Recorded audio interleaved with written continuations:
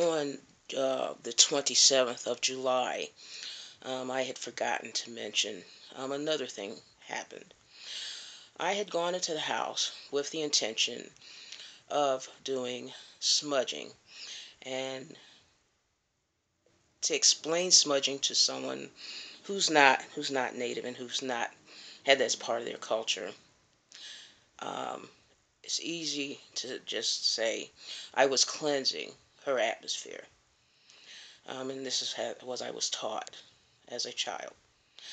Um, I was nearly thrown out over it, severely threatened by D2 Abraham, yelled at by the staff, who was Shirley, who I can't pronounce her last name. She's West African, I believe Cameroonian. Um, I was told that I was violating some laws and statutes of Frontline.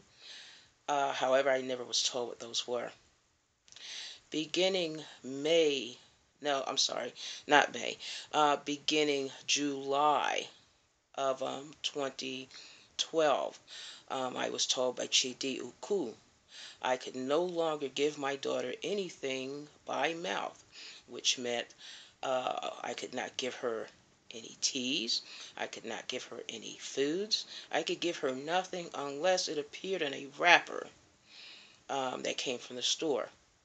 The underlying reason for this was because July of that year, early July, which would have been the week of 1st through the 7th, I had taken my daughter to Orangeburg, South Carolina.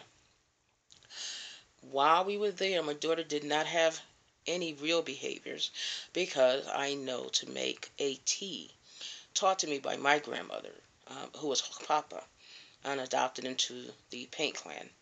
And I jokingly call it shut up tea because that's what it makes you do.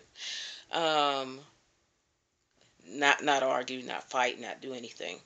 And I was giving this to my daughter, and I had no idea that letting someone know that I gave that to her would produce the repercussions it did. I had no idea that my daughter repeating "my mother gave me tea" would end up as it has ended up. I'm constantly watched. I'm constantly asked what I'm giving my daughter to eat, why I'm doing it. However, again, never was explained. January the 9th, I had gone to my daughter's apartment to visit her as Riza what is Fojo. She's also African. She says, "Oh, we're making all these arrangements for you so you can visit." Well, I visited, and my daughter asked to see me the following Monday. Now, throughout this visit, there were very, very thinly veiled threats by Jennifer Neal, confrontations with Riza Fojo, because I was sitting and telling my daughter exactly what was done to her in court when they declared her incompetent, and the mess that we both had stepped into. January the 11th, I was made to stand in the rain for 1 hour, thinking I would see my daughter, and it never happened. I had to call D2 Abraham's office to find out what happened to my daughter, and then he told me, "Oh, Miss Hills, we agreed your daughter would see you only once a week." Again, nothing in writing, and that was it. Um, we get to court, and all of these different accusations were flying around. Never any proof except what staff wrote down. These are things parents need to be very aware of with taking anything from the Department of Disabilities Administration. They will back up the providers. You can believe that.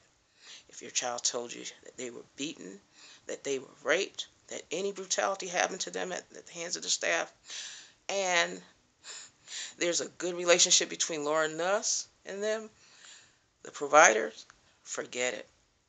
Forget it. So again, here I am warning you. Be very careful with placing your child any place with Disabilities Administration. Thank you for listening.